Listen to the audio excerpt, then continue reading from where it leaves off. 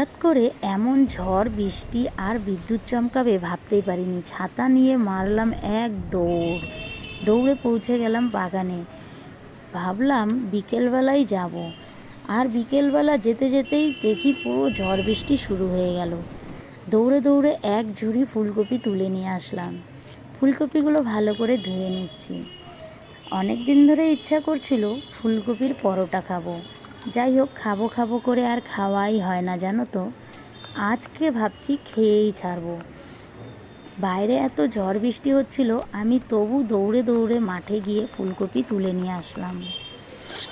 যাই হোক, নিয়ে যখন এসেছি আজকে খেয়েই ছাড়বো। এই দেখো, তোমাদের সাথে কথা বলতে বলতে আমার রান্নাও হয়ে গেল। ফুলকপিটা কি সুন্দর গন্ধ বেরিয়েছে। যাই হোক, তরকারি রেডি হয়ে গেছে, এদিকে আটা মাখাও হয়ে গেছে। আটাটা আমি আগে থেকেই মেখে রেখেছিলাম। এবার আমি ফুলকপিটা আটার ভেতরে ভরে নেব।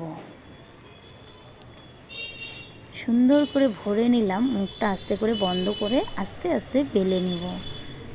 খুব সুন্দর করে বেলে নিয়েছি। এবার পরোটাটা ভাজার পালা। বিশ্বাস করো, গন্ধটা খুব সুন্দর আসছে। পরোটাটা কি সুন্দর হয়েছে, তাই না? এবার একটু বাটার দিয়ে দিলাম। দেখে আমার লোভ লাগছে, জিভে জল চলে আসলো। আগে আমি খেয়ে নিই, বড়মশাই মনে হচ্ছে দেরি হবে আসতে। যাই হোক, আমি খেয়ে দেখি কেমন হয়েছে খাবারটা। বাটারগুলো দেখছো? ভীষণ টেস্টি হয়েছে।